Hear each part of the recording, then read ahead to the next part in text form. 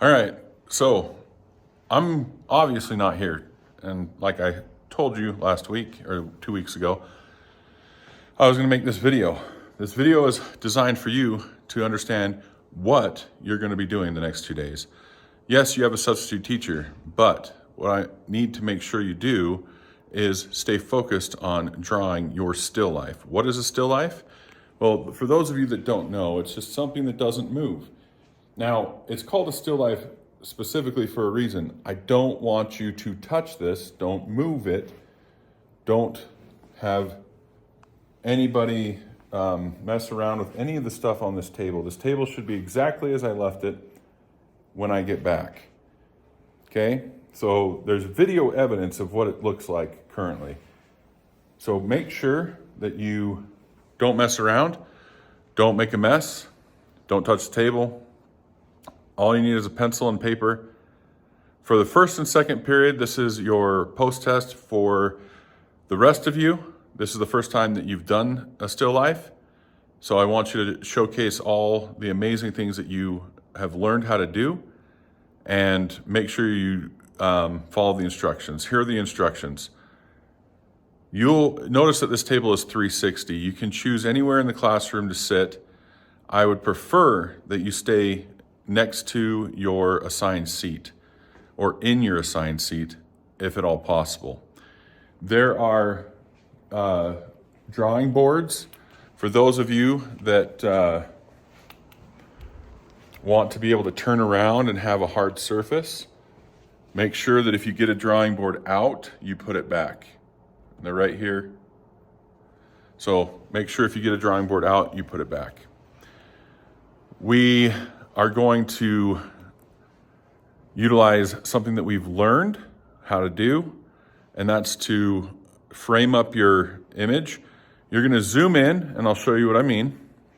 So you're gonna zoom in and choose a section of this to draw. So if this was my section that I wanted to draw, I would zoom in and just draw that section, everything that you can see. So you got the binoculars, you got the necklaces and the case over here.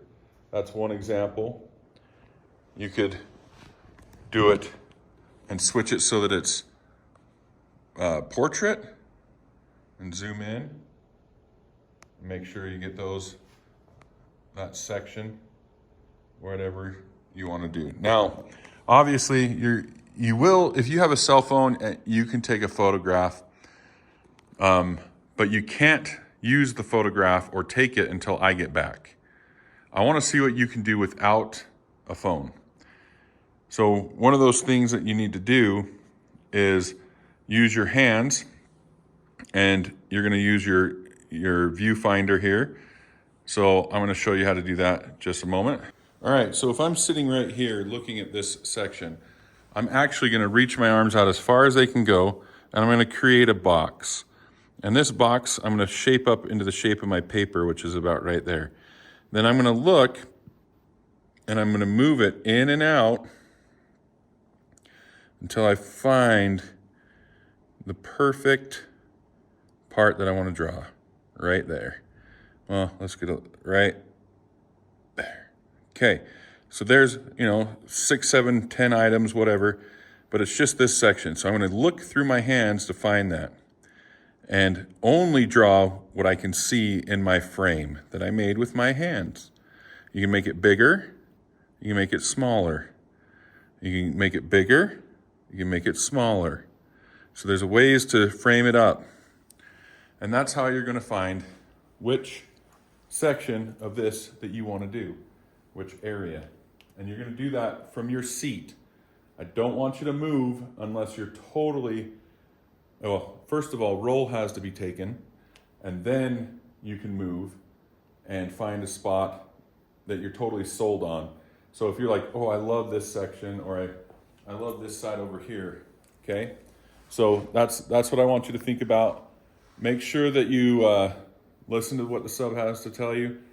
Remember, treat the sub kindly, and there'll be positive consequences when I get back. Look forward to seeing you guys on Wednesday.